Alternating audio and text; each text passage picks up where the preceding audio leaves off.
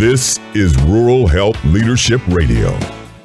Episode 168, a conversation with Randy McKinney, the Rural Health Clinic Administrator at Bienville Family Clinic, Arcadia, Louisiana. In these times, we have got to work together to get things done for the betterment of our communities and for the health of our people. Welcome to the Rural Health Leadership Radio with your host, Dr. Bill Oxier. Each week, Dr. Oxier has a conversation with a different rural health leader to discuss what's working and what's not working in rural health, along with other topics of interest to rural health leaders. Rural Health Leadership Radio's goal is to improve health in rural America by providing a simple, no-cost means to share information and connect rural health leaders from around the country. And now, here's Dr. Oxier with today's guest. Hi, everybody. I am your host, Dr. Bill Oxier, and welcome to this week's episode of the Rural Health Leadership Radio podcast. You know, Rural Health Leadership Radio, the organization, is a 501c3 nonprofit, and like most nonprofits, we're always looking for ways to pay the bills and support our mission.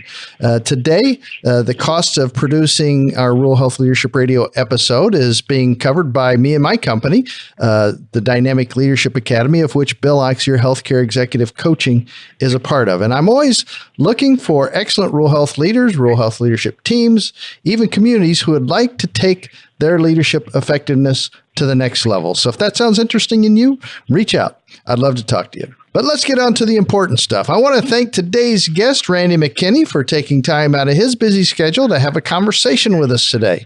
Welcome to Rural Health Leadership Radio, Randy. Thank you, Bill. Randy McKinney is the Rural Health Clinic Administrator at Bienville Family Clinic in Arcadia, Louisiana. So, Randy, tell us about yourself. Who is Randy McKinney? What's your story? All right. I was born in 1961 in rural North Louisiana and was raised in the town of Jonesboro in Jackson Parish. And that's an area that's very rural. And, of course, in Louisiana, with the oddities, we have parishes, and every other state in the country, of course, has counties. When I was a kid, my mother would take me to Ruston, which is about 25 miles north of Jonesboro, where I was raised, for doctor's appointments and to shop.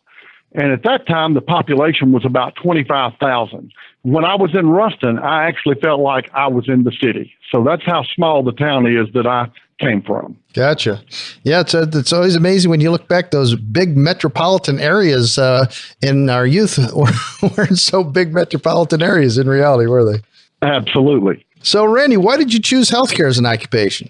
Well, when I finished my master's program at the University of North Texas, I started trying to figure out what exactly I wanted to do with the rest of my life. I had originally come from a stint in law enforcement and actually considered the career in private corrections administration. Oh, wow. I went to work in a prison in North Louisiana and worked 2 weeks and gave a 2-week notice. It didn't take me long there to figure out that working in corrections was not for me. Gotcha. And at that point, I started looking at healthcare administration, and I had a friend who was the owner of Central Management Company, which was what I thought was a cutting-edge nursing home management company in North Louisiana. And I began an administrator and training program there in one of their facilities in 1993. And subsequent to that, in 94, I became a licensed nursing home administrator, and that's what brought me into the healthcare field. Very interesting. We'll have to have another conversation about the comparisons between corrections and healthcare. I'm sure there's a few, but hopefully not too many. There are not too many. Yeah. That explains how you got into healthcare. Why the focus on rural health in particular? Well, I think I focused on rural health because I was raised in a small community and a rural community and have lived in a rural area for much of my life. I enjoy rural because it's a feeling that, of course, everybody knows everybody. And in rural areas, most everyone is connected in some way or another. And I think that this actually can lead to improved health outcomes for people. Because if we actually are connected to someone, I think we feel a higher level of responsibility for that person's care and well-being, more than, let's say, if we just see them as being another patient. I think that a higher level of responsibility comes with that, and I think that we have or should have a heart's desire to help someone who we actually have a connection with. And in rural communities, in some way or another, we're all connected, Bill. Yeah, I appreciate your perspective on that. Thank you. So, Randy, as you know, the name of this program is Rural Health Leadership Radio with the emphasis on leadership. What's your definition of leadership? Well, I think that leadership can be a lot of things, but from my viewpoint and the way I've been brought up, I think it's the ability to secure the enthusiastic cooperation of others to meet the needs of your organization, or in our case, to meet the needs of our community. I think that some parts of leadership may be innate. That is, we're born with it. I think that a lot of this is about the heart of an individual. I think there has to be a true care and a concern for others, especially in rural health care. I think there has to be a type of love present for the people that we work with and for, in order for us to do what we need to do and to be successful for those that we serve. But leadership characteristics, I think, can also be achieved through training and increased knowledge about what a leader should be and even how a leader should act. I'm also well aware that we can learn to lead by watching others lead. And I think that one of the prime characteristics of a leader is a drive to help to mold others into being leaders. I think no leader is going to be in any organization forever, so I think it's incumbent upon each of us to help to show others how to be good leaders by example. And but the biggest part of leadership, I think, is what you come with rather than what you pick up along the way. For most of those who work with and around me, they've heard me say over the years that either folks come with the right heart or they don't, Bill. And I think that it's not something you can buy or even find along the way. If it's there, it's great, but you can't buy it even with $1 billion. You have to come with the right heart to lead, and especially to lead in rural healthcare. I appreciate several aspects of your definition there, Randy, especially, you made a brief mention of love in there, and you talked about heart. And I have read quite a few articles actually about the importance of love in leadership, and it's something that hardly anybody talks about that I know of. So I really appreciate you including that in your definition of leadership. Thank you so much. Now, absolutely. Your clinic, Bienval Family Clinic, did I get it right? Bienval? Bienval. Okay, I'm working on it. I'm trying to get it right. So your clinic, and along with the Bienval Parish School Board Telehealth Collaborative, were recognized by the National Rural Health Association as a 2019 Outstanding Rural Health Program. So what did that recognition mean to you and your organization? Well, I put a lot of thought into this, and especially during the time that we were in Atlanta a couple of months ago receiving the award. Our entire team and all of our stakeholders were grateful to hear that we had received the Outstanding Rural Health Program Award for 2019. But it was really more about where the entire community has been and what we accomplished through working together, including with our school children and their parents. I think that the biggest value in receiving the award was not so much the recognition that our community received, but it was how that recognition is motivating other entities to recreate our program within their own communities, and how our program could possibly affect the lives of millions of children, not only across the state of Louisiana, but across the nation as well. Yeah, I mean, that's pretty impressive to get that kind of national recognition, and it does have an impact, and it builds energy around that, I would think, too. Absolutely, yes. And I think that it's made me as an individual and as a leader want to do more for my community and more for rural health. I think if you go back to the heart, I think it helps the heart to be better. That's beautiful. Thank you. Can you walk us through the steps that had to be taken for this collaborative effort to happen? Absolutely, Bill. We were considering different types of services that we could offer to improve health outcomes in the community. And when I say the community, I'm talking about basically our parish, which is Bienval Parish. At some point, the topic of school health centers and providing medical visits in schools in the parish surfaced. While we're a funded parish hospital service district, we immediately knew that we could not sustain putting a nurse practitioner, physician assistant, or doctor in all 6 of our Bienval Parish schools. So I began to look towards telehealth as a potential option. We contacted school board members and school officials to gauge their interest in such a program. And when we learned that they had a interest in collaborating as well, we went to work.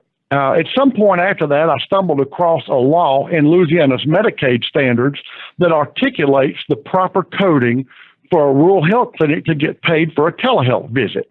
And being a rural health clinic administrator, I was aware that under the Medicare program, a rural health clinic would not receive payment for a Medicare telehealth visit where the provider was in the rural health clinic and the patient was at another location. But I was aware as well that the states could potentially allow such services under our Medicaid program.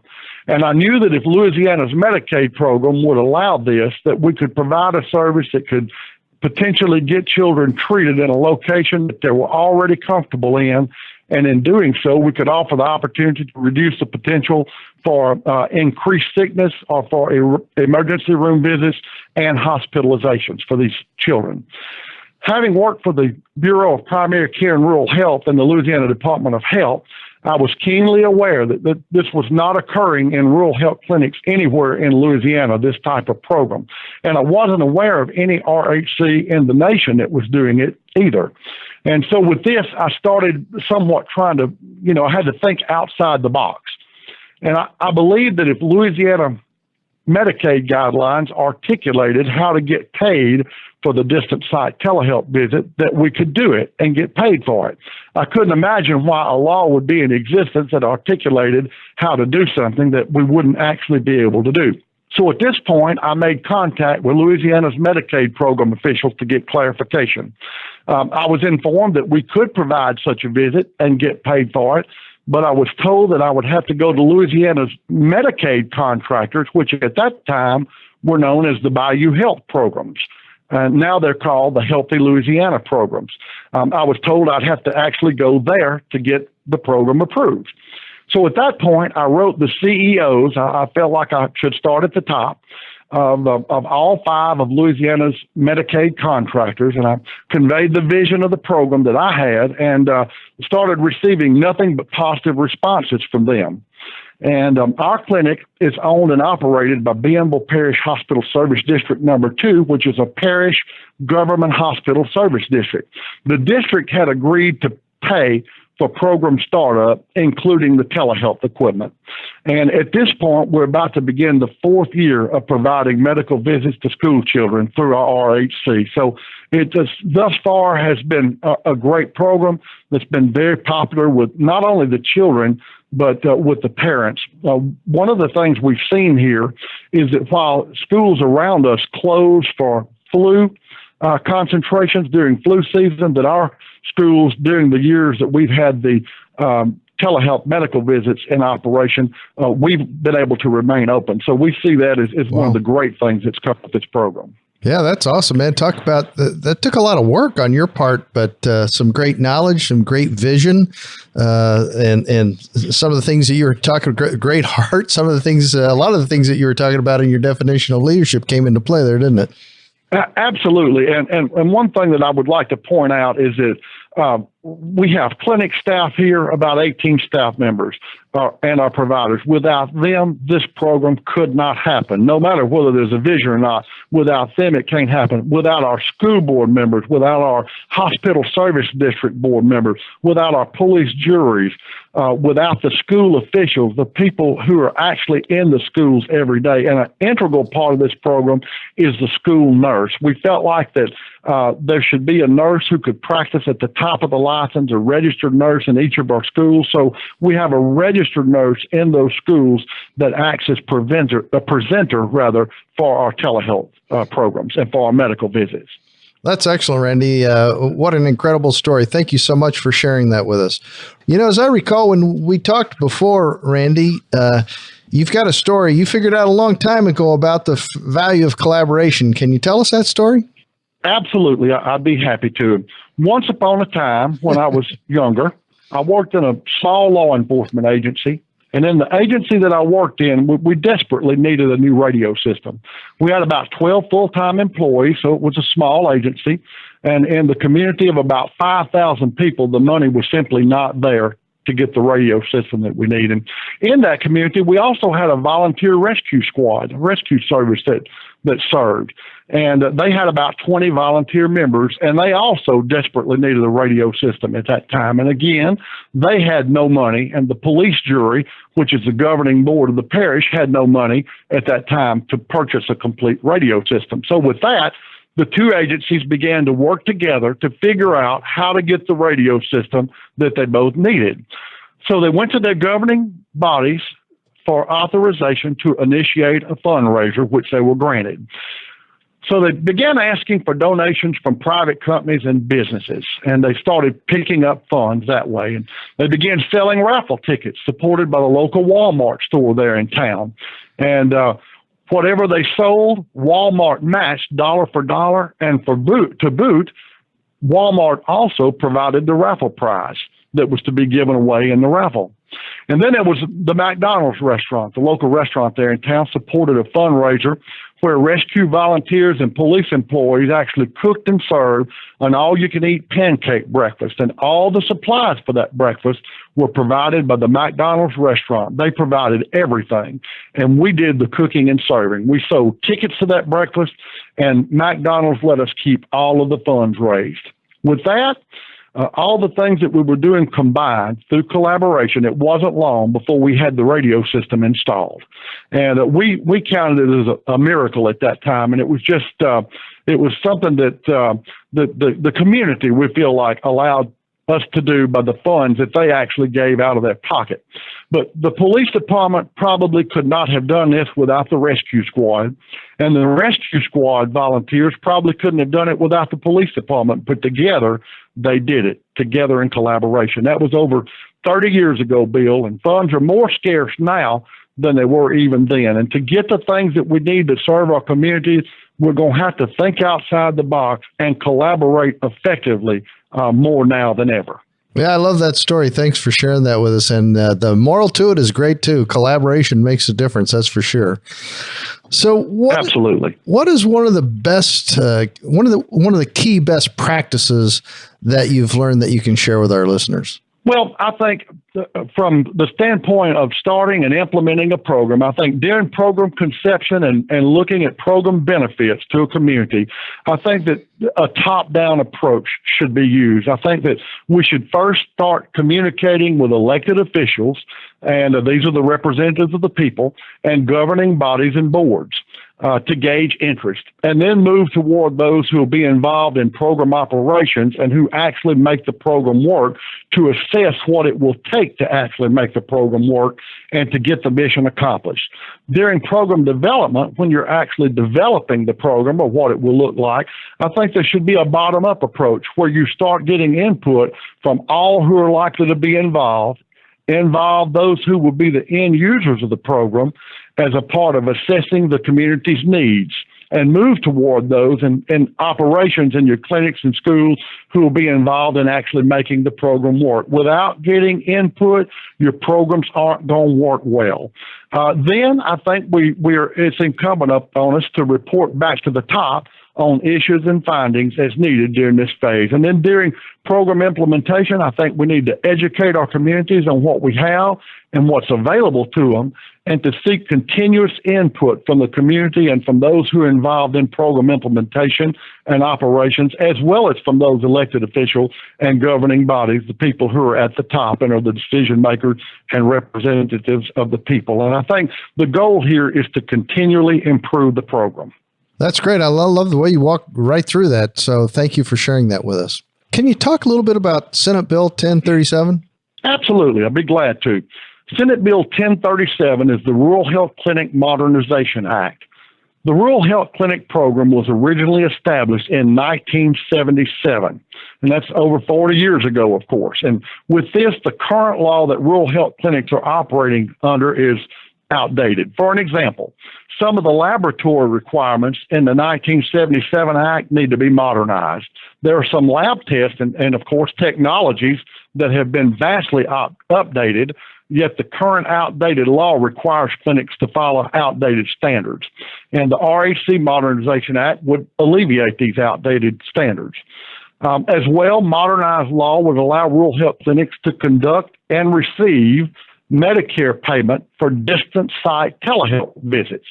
This, for one example, would allow telehealth equipment which would facilitate an exam to be located in a nursing home. And this is an area that's near and dear to me because I am still a licensed nursing home administrator. I understand the needs of facilities, the needs of the patients, and the needs of the people who are providing the health care for nursing home patients. And in this case, if this legislation was passed, a telehealth cart could actually be rolled into a patient's room, and the patient could have a physician or nurse practitioner or physician assistant visit without having to leave the facility. And many times patients are too sick to even be taken out. And sometimes when weather may be rainy or stormy or even snow on the ground, they could have most of their provider visits from the home that they live in. And this certainly hits home with me, again, being a nursing home administrator. If the resident doesn't have to leave the facility, all of the safety risk involved in taking them out of their home environment for a visit could be alleviated. There's so much benefit here, not to mention the added convenience for the residents and family members, where the family members sometimes actually take the residents out for medical visits. In addition to those issues, today the current reimbursement for rural health visits under the Medicare program is $84.70, while the average cost per visit in rural health clinics is at $130.86. And because of this disparity, our nation is increasingly at risk to see closures of rural health clinics. And this could equate, to lack of healthcare access for those providing much of the agricultural, manufacturing, and processing infrastructure for our country, much of which is located, as you well know, Bill, in rural areas. And the RHC Modernization Act would increase this upper limit to a level that better reflects what it's actually costing providers to deliver care to rural America. Well, what do we need to do? We need to ask our senators and congressmen at the federal level, of course, in Washington, to pass Senate Bill 1037, the Rural Health Clinic Modernization Act. We also need additional senators and congressmen to sign on to the bill as co-sponsors, and all assistance in this area would be greatly appreciated. We'd be grateful for anything that any of the senators and members of the House of Representatives and Congress could do to help us to get this bill passed. All right. Thank you for sharing that with us. We've got our call to action here. So thank you, Randy.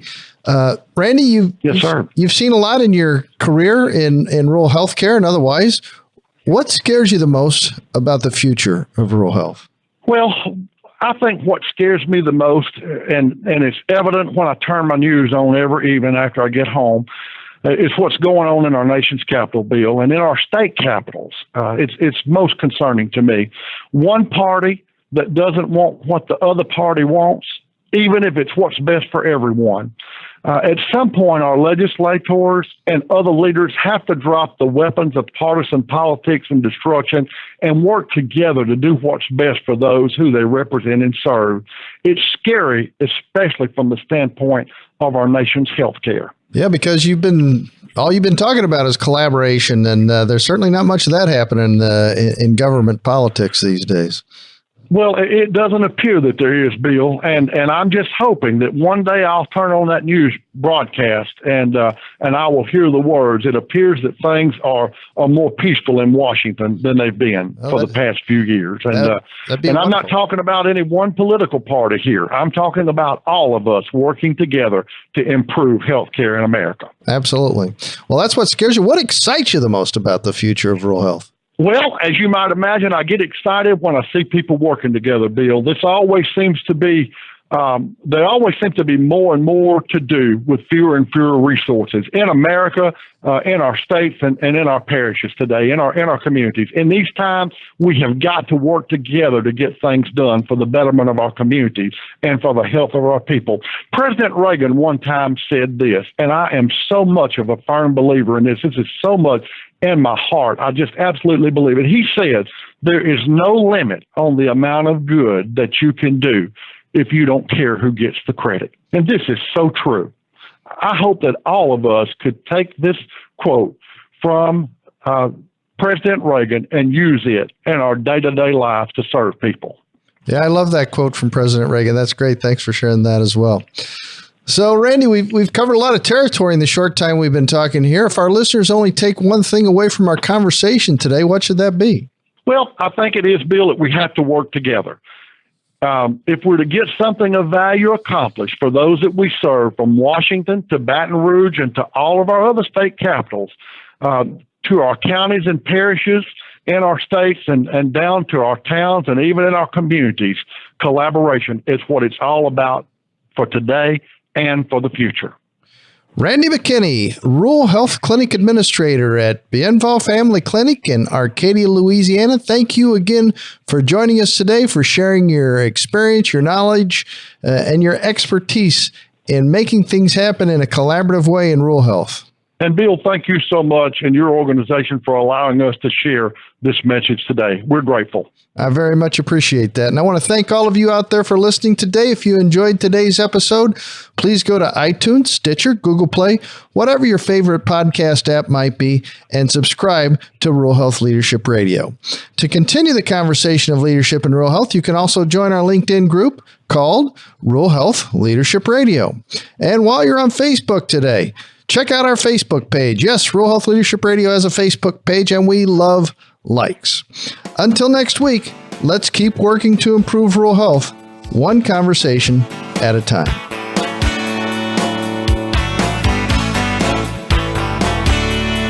If you would like to connect with today's guest, please send an email with your contact information to bill@billoxier.com. If you would like to be a guest or suggest someone else as a guest, have a question you would like to ask, or simply want to contact Rural Health Leadership Radio, please use that same email address, bill@billoxier.com. That's BILL@BILLAUXIER.com. You can also visit our website at www.rhlradio.com. And we'd ask that you please support our sponsor, the Dynamic Leadership Academy for Rural Health. The Dynamic Leadership Academy for Rural Health's mission is to improve rural health, one leader at a time.